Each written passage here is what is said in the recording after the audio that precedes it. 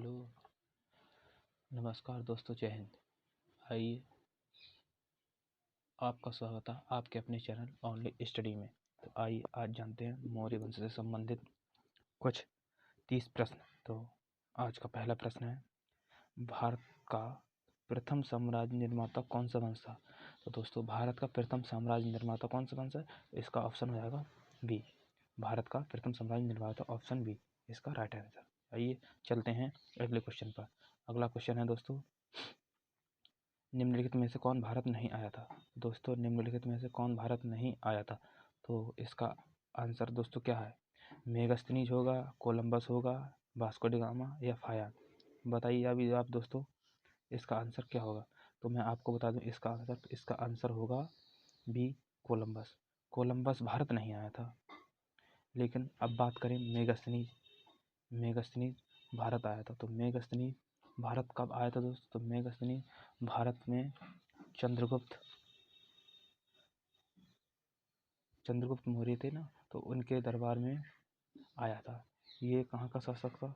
तो दोस्तों, ये यूनान का शासक था और 299 ईसा पूर्व भारत में आया था। अच्छा, अब बात करते हैं वास्को डी गामा की। तो वास्को डी गामा भारत में पहली बार 17 मई 1498 ईस्वी में आया था। अच्छा, और दूसरी बार ये 1501 ईस्वी में आया था। और तीसरी बार दोस्तों 1524 ईस्वी में गोवा में आया था। अच्छा, अब बात करते हैं वास्को डी गामा। तो वास्को डी गामा की मृत्यु कोची नामक स्थान पर हो जाती है। अच्छा, फायान की बात करें। अच्छा, फायान की बात करते हैं। तो फायान चंद्रगुप्त द्वितीय जिनको नाम से जानते हैं, या विक्रमादित्य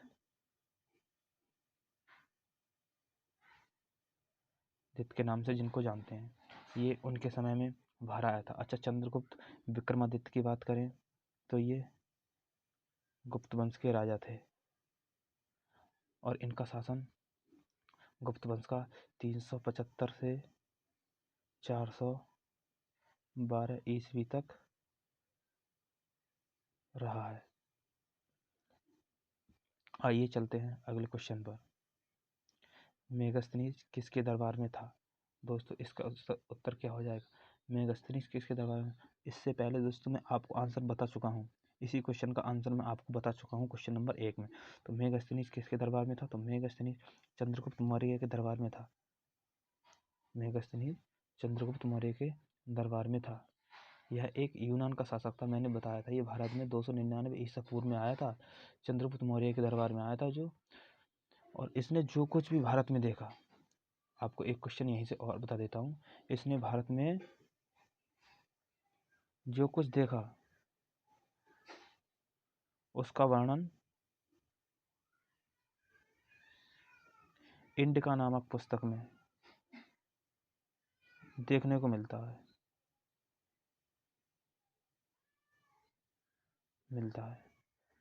ठीक है दोस्तों, आइए अब चलते हैं अगले क्वेश्चन पर। दोस्तों, मैंने आपके लिए बहुत ही सिलेक्टेड क्वेश्चन जो एग्जाम में अक्सर पूछे जाते हैं, वो क्वेश्चन आपके लिए लिए। अब आइए चलते हैं अगले क्वेश्चन पर। अगला क्वेश्चन दोस्तों, अगला क्वेश्चन की बात करें तो मेगास्थनीज द्वारा रचित किस ग्रंथ से भारत में मौर्यकालीन इतिहास का पता चलता है? दोस्तों बताइए। तो मैंने अभी आपको इससे पहले क्वेश्चन आ भी गया, ये मैंने अभी आपको बताया था। तो किससे? इंडिका नामक पुस्तक। तो इंडिका नामक पुस्तक मेगास्थनीज ने लिखी थी। इंडिका नामक पुस्तक मेगास्थनीज ने लिखी थी। तो इसका आंसर हो जाएगा ऑप्शन ए, इंडिका। आइए चलते हैं अगले क्वेश्चन पर। अगला क्वेश्चन है दोस्तों,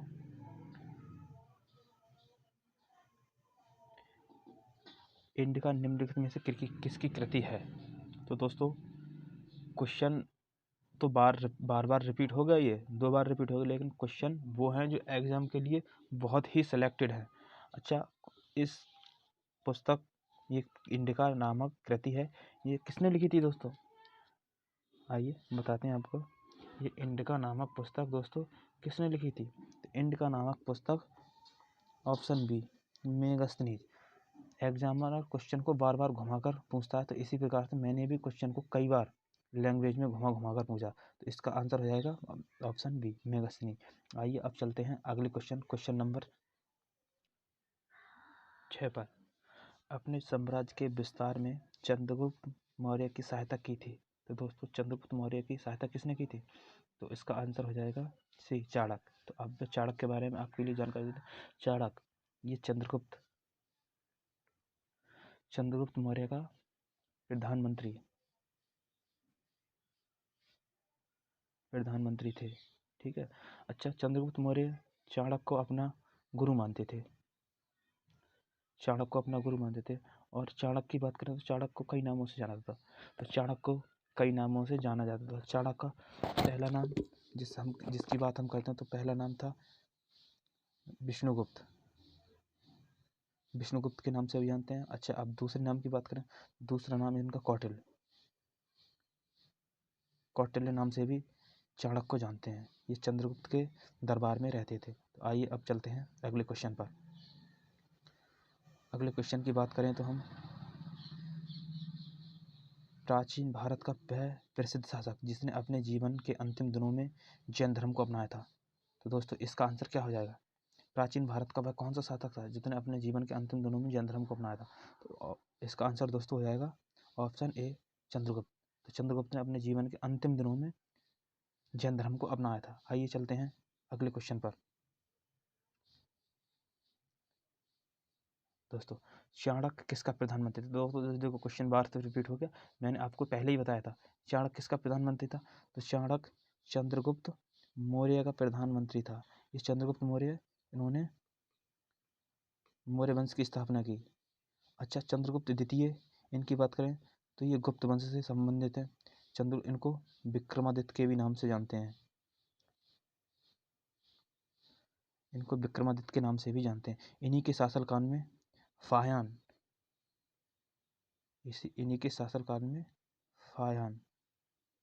भारत आया था। अच्छा, अशोक की बात करें तो अशोक ये भी मौर्य वंश से संबंधित है। बिंबिसार ये भी। तो बिंबिसार के पुत्र कौन थे? अशोक। बिंबिसार के पुत्र अशोक थे। ठीक है दोस्तों, अब आइए चलते हैं अगले क्वेश्चन पर चलते हैं।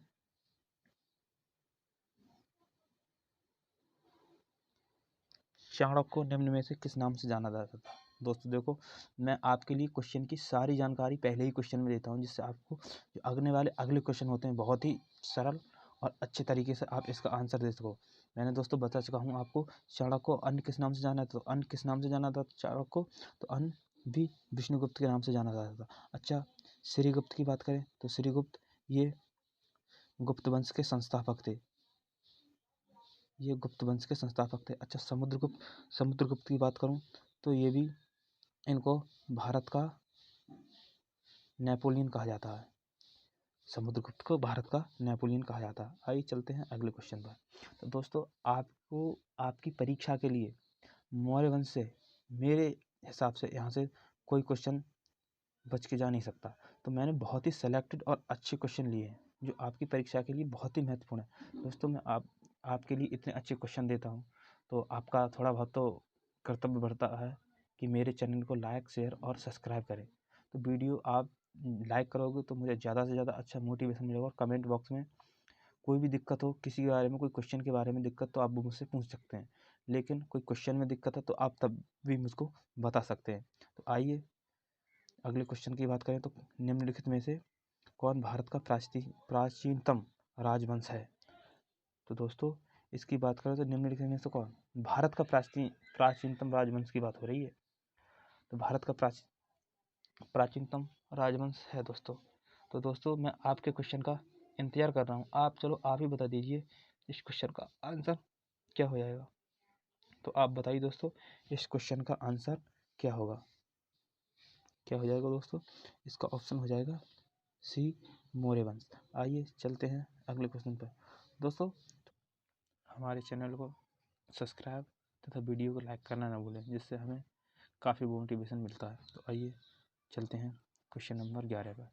क्वेश्चन नंबर 11, निम्नलिखित में से कौन सा प्राचीनतम राजवंश है? अच्छा, इससे पहले क्वेश्चन में बात हुई थी निम्नलिखित में से कौन सा भारत का प्राचीनतम राजवंश। अगर भारत की बात करेंगे तो मौर्य वंश, और प्राचीनतम राजवंश की बात करेंगे तो इसका आंसर हो जाएगा बी, नंदवंश। आइए चलते हैं अगले क्वेश्चन पर। अशोक ने बौद्ध धर्म का प्रचार के लिए विदेश में किसको भेजा? तो दोस्तों इसका आंसर क्या हो जाएगा? दोस्तों मैं ऑप्शन आपके लिए इस प्रकार से रखता हूँ, इस पर कुछ ना कुछ ऑप्शन से आपको कुछ ना कुछ थोड़ा बहुत बेनिफिट हो। तो आइए मैं बताता हूँ आपको, अशोक ने बौद्ध धर्म का प्रचार के लिए विदेश में किसको भेजा? तो इसका आंसर हो जाएगा सी, संघमित्रा।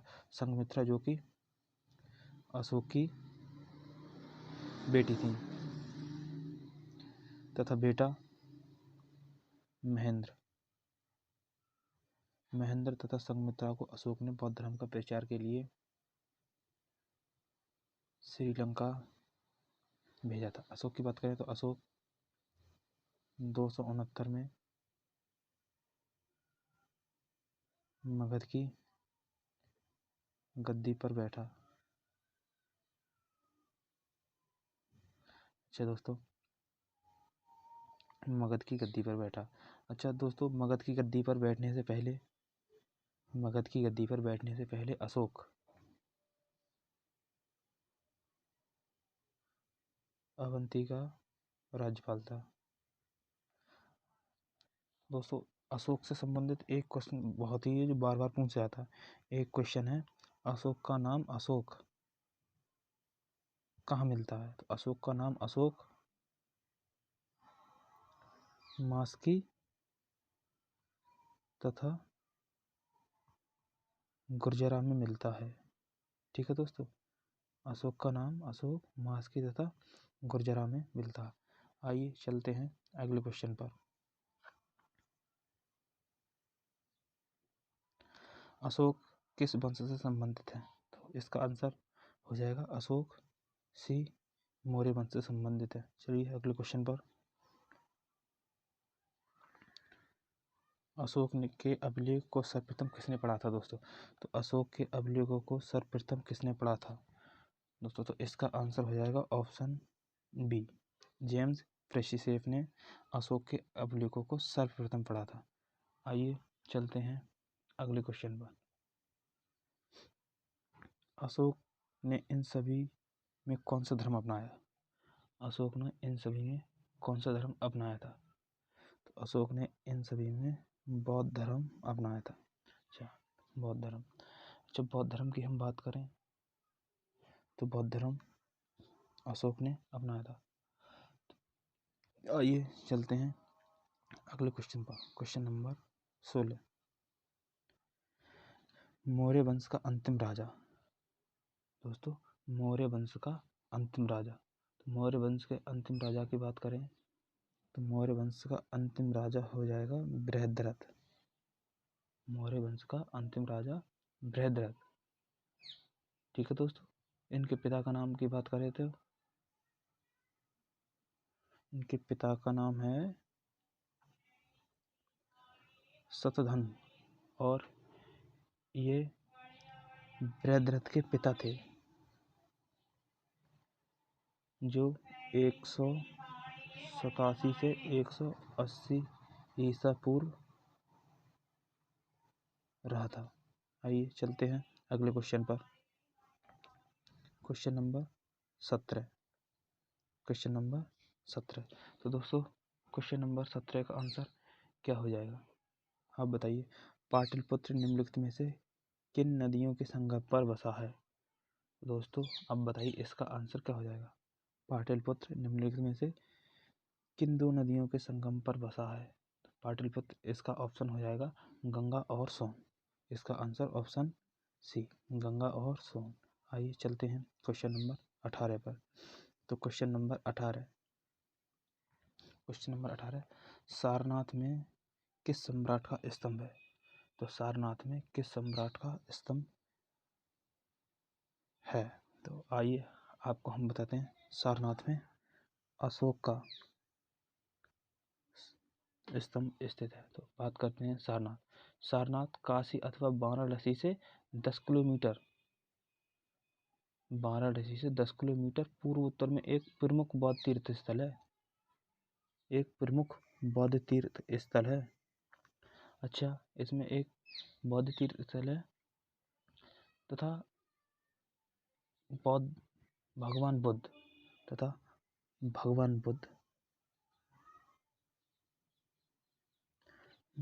ने अपना पहला उपदेश यहीं दिया था, सारनाथ में। पहला उपदेश सारनाथ में दिया था।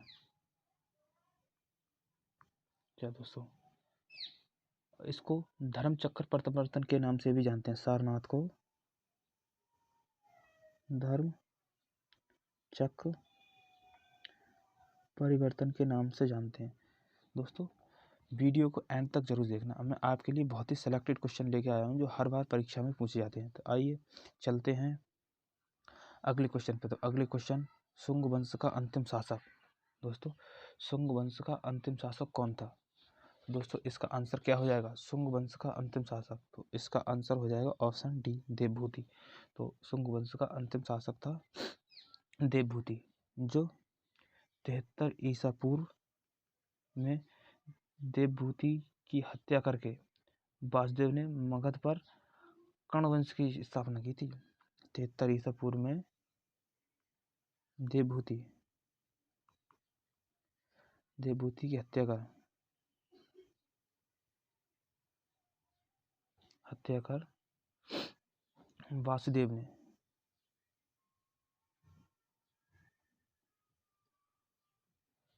कर्ण वंश की स्थापना की थी।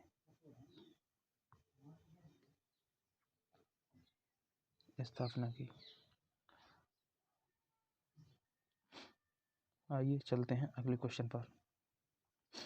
गौतमी पुत्र सतकर्णी किस वंश का शासक था? तो दोस्तों, इसका आंसर क्या हो जाएगा? गौतमी पुत्र सतकर्णी किस वंश का शासक था? तो इसका उत्तर हो जाएगा ऑप्शन डी, सातवाहन। सातवाहन वंश का शासक था सतकर्णी, जो 106 से 130 ईस्वी तक माना जाता है। दोस्तों, सातवाहन वंश की स्थापना 60 ईसा पूर्व है। इसकी स्थापना, सातवाहन वंश की स्थापना 60 ईसा पूर्व मानी जाती है। अच्छा दोस्तों, अच्छा इसके बारे में हम और बताते हैं। तो सातवाहन वंश है, तो इसकी स्थापना, दोस्तों, सातवाहन वंश की स्थापना किसने की थी? तो सातवाहन वंश की स्थापना किसने की थी? तो सातवाहन वंश की स्थापना राजा सिमुक ने की थी। तो राजा सिमुक ने की थी सातवाहन वंश की स्थापना। आइए चलते हैं अगले क्वेश्चन पर। दोस्तों, वीडियो को एंड तक जरूर देखना, जिससे आपके परीक्षा में क्वेश्चन बहुत ही इजी आपको लगेंगे। और अभी 9 क्वेश्चन बाकी हैं। तो आइए चलते हैं इस क्वेश्चन के बारे में जानकारी लेने के लिए। तो इस क्वेश्चन के बारे में जानकारी देते हैं। तो शक संवत जो 78 ईबीसी से प्रारंभ होता है, प्रकट करता है, तो किसके शासनकाल को प्रकट करता है? ऑप्शन ए, कनिष्क के शासनकाल को। इसका उत्तर हो जाएगा कनिष्क। आइए चलते हैं अगले क्वेश्चन पर। निम्नलिखित में से कौन मौर्य वंश का शासक नहीं है? तो दोस्तों, निम्नलिखित में से कौन मौर्य वंश का शासक नहीं है? आइए जानते हैं इसके बारे में। तो ऑप्शन ए इसका राइट आंसर हो जाएगा। अब आपको बकाया ऑप्शन के बारे में हम जानकारी देते हैं। ऑप्शन बी, चंद्रगुप्त मौर्य रह चुके हैं, अशोक भी रह चुके हैं, बिंदुसार भी रह चुके हैं। चंद्रगुप्त मौर्य का लड़का था बिंदुसार। चंद्रगुप्त मौर्य के लड़का थे बिंदुसार, और बिंदुसार का पुत्र था अशोक। बिंदुसार का पुत्र था अशोक। अच्छा, अब बात करते हैं अजातशत्रु। ये मौर्य वंश के शासक नहीं, तो इनकी बात करें। अजातशत्रु लगभग 493 ईसा पूर्व मगध का एक प्रतापी सम्राट और बिंदुसार का पुत्र था। अच्छा, इसमें बात करें तो आप कन्फ्यूजन होते हैं, ये तो बिंदुसार और ये अजातशत्रु था, ये था बिंबिसार, बिंबिसार का पुत्र था। ये बिंदुसार है और ये बिंबिसार है। अच्छा, बिंबिसार, बिंबिसार का पुत्र था कौन? अजातशत्रु। तो अजातशत्रु ने बिंबिसार को मारकर, अजातशत्रु ने बिंबिसार को मारकर गद्दी प्राप्त की थी। दोस्तों आइए चलते हैं अगले क्वेश्चन पर, क्वेश्चन 22 के बाद क्वेश्चन नंबर 23। क्वेश्चन नंबर 23, प्रसिद्ध सांची स्तंभ किसके समय में बना था? तो दोस्तों इसका आंसर क्या हो जाएगा? प्रसिद्ध सांची स्तंभ किसके समय बना था? तो दोस्तों अशोक के, या हर्षवर्धन, बिंदुसार, या कनिष्क? दोस्तों इसका आंसर आप कमेंट बॉक्स में हमको बताना है, ठीक है। तो इसका आंसर हो जाएगा ऑप्शन ए, अशोक। ठीक है, तो अब मैं थोड़े सांची की आया स्तंभ, तो इसके बारे में थोड़ी जानकारी देता हूँ, ठीक है। सांची भारत का मध्य प्रदेश, सांची भारत के मध्य प्रदेश के रायसेन जिले, रायसेन जिले, रायसेन जिले में बेतवा नदी, बेतवा नदी के तट पर स्थित है। अच्छा, बेतवा नदी के तट पर स्थित है, स्थित है। यह एक छोटा सा गांव, यह छोटे सा गांव, यह भोपाल से 46 किलोमीटर दूर, भोपाल है मध्य प्रदेश की राजधानी, भोपाल से 46 किलोमीटर दूर, भोपाल से 46 किलोमीटर दूर पूर्वोत्तर तथा बेसनगर और विदिशा से 10 किलोमीटर दूरी पर मध्य प्रदेश भाग में स्थित है। यहाँ पर कई बौद्ध स्मारक भी हैं, यहाँ पर सांची बौद्ध स्मारक भी हैं। तो दोस्तों इस क्वेश्चन से इतनी जानकारी मिलती है। आइए अब चलते हैं अगले क्वेश्चन पर, क्वेश्चन 24, कनिष्क की राजधानी, कनिष्क की राजधानी थी। दोस्तों क्वेश्चन नंबर 24 का आंसर क्या हुआ? कनिष्क की राजधानी थी। कनिष्क का शासन, पहले तो बात करते हैं कब से कब तक रहा। तो कनिष्क का शासन 78 ईसा पूर्व से 44 ईसा पूर्व तक रहा। ठीक है दोस्तों, इसका ऑप्शन तो हो जाएगा, क्या हो जाएगा ऑप्शन? कनिष्क की राजधानी कहाँ थी? तो इसका आंसर दोस्तों क्या होगा? तो इसका आंसर दोस्तों होगा ऑप्शन डी, पेशावर, पेशावर थी। तो आइए अब कनिष्क की राजधानी, तो कनिष्क के बारे में थोड़ी जानकारी ले लेते हैं। तो कनिष्क इस साम्राज्य का मुख्य राजधानी, इस साम्राज्य की मुख्य राजधानी पेशावर थी। ठीक है, और बात करते हैं इसकी दूसरी राजधानी। तो इसकी दूसरी राजधानी मथुरा थी, इसकी दूसरी राजधानी मथुरा थी। अच्छा दोस्तों इस क्वेश्चन से हमें इतनी जानकारी मिलती है। तो आइए चलते हैं अगले प्रश्न पर। अगला प्रश्न है, कुषाण काल में सबसे अधिक विकास किस क्षेत्र में हुआ? दोस्तों तो कुषाण काल में सबसे अधिक विकास किस क्षेत्र में हुआ था दोस्तों? बताइए, कुषाण काल में सबसे अधिक विकास किस क्षेत्र में हुआ? तो ऑप्शन इसका क्या हो जाएगा दोस्तों? बी, कला में। ठीक है दोस्तों, कुषाण काल में सबसे अधिक विकास किस क्षेत्र में हुआ था? तो कुषाण काल में सबसे अधिक विकास किस क्षेत्र में हुआ था दोस्तों? तो दोस्तों इसका हो जाएगा ऑप्शन, तो इसका आंसर हो जाएगा बी। चलिए चलते हैं अगले क्वेश्चन पर। भारत का नेपोलियन किसे कहा जाता है? तो दोस्तों भारत का नेपोलियन किसे कहा जाता है? ऑप्शन ए चंद्रगुप्त, समुद्रगुप्त, विक्रमादित्य, या स्कंदगुप्त? दोस्तों इनमें से किसे भारत का, तो इसका आंसर दोस्तों क्या हो जाएगा? तो इसका आंसर क्या होगा दोस्तों? तो इसका आंसर हो जाएगा बी, समुद्रगुप्त। तो आइए हम आपको थोड़ी सी इस समुद्रगुप्त के बारे में जानकारी देते हैं। समुद्रगुप्त को भारत का नेपोलियन कहा जाता है, और किस लिए कहा जाता है? तो समुद्रगुप्त, इसने आर्यवर्त के 9 शासकों को तथा दक्षिणावर्त के 12 शासकों को पराजित किया था।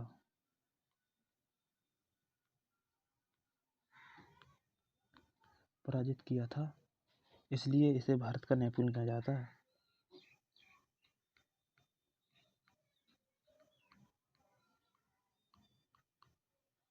नेपोलियन कहा जाता है दोस्तों। अच्छा, अब बात करें समुद्रगुप्त। तो समुद्रगुप्त किस वंश से संबंधित है? ये गुप्त वंश से संबंधित है। गुप्त वंश से संबंधित है ये समुद्रगुप्त। ठीक है दोस्तों। तो गुप्त वंश, तो आइए अब गुप्त वंश आया तो गुप्त वंश के बारे में जानकारी देते हैं। तो गुप्त वंश की स्थापना किसने की थी? तो गुप्त वंश की स्थापना श्रीगुप्त ने की थी। गुप्त वंश की स्थापना श्रीगुप्त ने की थी। तथा गुप्त वंश का चौथा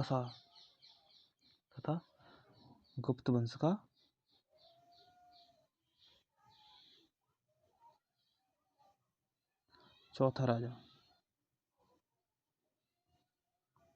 कौन था? समुद्रगुप्त। तथा चंद्रगुप्त प्रथम का उत्तराधिकारी था समुद्रगुप्त। इसने 335 ईस्वी में राजगद्दी पर बैठा था।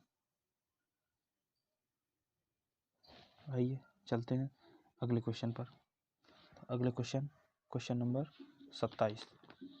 क्वेश्चन नंबर 27 की बात करें तो हम चीनी यात्री फाहियान किसके शासनकाल में आया था? दोस्तों, इस क्वेश्चन का आंसर मैं आपको पहले बता चुका हूँ, ये क्वेश्चन बार फिर से रिपीट हो गया है। तो चीनी यात्री फाहियान किसके शासनकाल में आया था? तो चीनी यात्री फाहियान किसके शासनकाल में आया था? दोस्तों, किसके शासनकाल में आया था? ये चंद्रगुप्त विक्रमादित्य के शासनकाल में आया था दोस्तों। ठीक है, तो इसका आंसर हो जाएगा ऑप्शन सी, चंद्रगुप्त विक्रमादित्य। आइए चलते हैं अगले क्वेश्चन नंबर 28।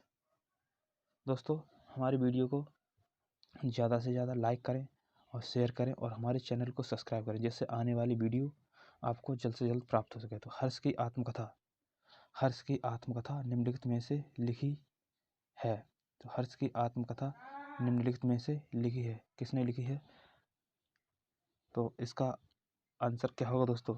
इसका आंसर हो जाएगा ऑप्शन बी, बाणभट्ट। ठीक है दोस्तों, बाणभट्ट का जन्म, अब आइए बाणभट्ट आए तो बाणभट्ट के बारे की बात करें तो बाणभट्ट का जन्म छपरा,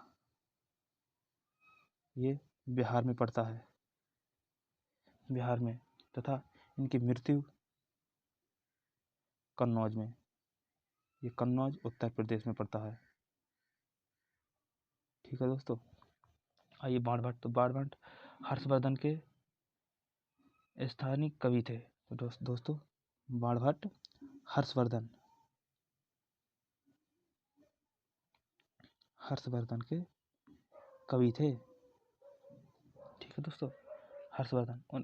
और बाणभट्ट की बात करें ना दोस्तों, तो बाणभट्ट ने हर्ष की आत्मकथा को तो लिखा ही है। ठीक है दोस्तों, इनकी एक और बहुत महत्वपूर्ण पुस्तक है जो परीक्षा में बार बार पूछी जाती है। तो उनके दो प्रमुख ग्रंथ थे। नंबर एक पे तो था इनकी हर्ष की आत्मकथा, और नंबर दो पे इनकी कौन सी पुस्तक थी जो जानी जाती है? कादम्बरी नाम से। ठीक है दोस्तों, ये दुनिया का पहला उपन्यास था कादम्बरी। यहाँ से एक क्वेश्चन और बन जाता है, दुनिया का पहला उपन्यास।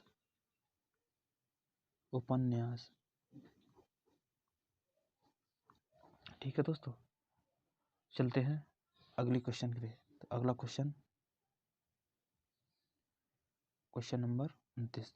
तो दोस्तों, क्वेश्चन नंबर 29 की बात करें तो आर्यभट्ट भारत के प्रसिद्ध थे। दोस्तों, आर्यभट्ट भारत के प्रसिद्ध कौन थे? आर्यभट्ट भारत के प्रसिद्ध गणितज्ञ थे। दोस्तों, आर्यभट्ट भारत के प्रसिद्ध गणितज्ञ थे। चलते हैं अपने आज के आखिरी क्वेश्चन पर, क्वेश्चन नंबर 30। दोस्तों, ये आखिरी क्वेश्चन है। इस क्वेश्चन को पढ़ने से पहले दोस्तों वीडियो को कमेंट बॉक्स में जरूर बताएं आपको ये वीडियो कैसी लगी। ठीक है दोस्तों, और वीडियो को ज़्यादा से ज़्यादा लाइक करें, शेयर करें और हमारे चैनल को सब्सक्राइब करें, जिससे हमारे आने वाली वीडियो आपके लिए जल्द से जल्द मिले। तो क्वेश्चन नंबर 30, किस स्थान के निकट प्रसिद्ध कलिंग युद्ध लड़ा गया था? दोस्तों, किस स्थान के निकट प्रसिद्ध कलिंग युद्ध लड़ा गया था? उदयगिरी, धौली या फिर बालसोर या फिर बाराबंकी। दोस्तों, इनमें से किस जगह कलिंग का प्रसिद्ध युद्ध लड़ा गया था दोस्तों? तो इसका आंसर क्या होगा दोस्तों? तो इसका आंसर हो जाएगा ऑप्शन बी, डोली या धौली। ठीक है, तो ये थी हमारे मौर्य वंश तथा कुछ गुप्त वंश से संबंधित प्रश्न। तो आपको कैसी क्लास लगी जरूर कमेंट बॉक्स में बताएं और हमारे चैनल को सब्सक्राइब करें तथा वीडियो को लाइक करें और वीडियो को शेयर भी करें। नमस्कार दोस्तों, जय Hind, thank you. Subscribe now and press the bell icon. Never miss an update.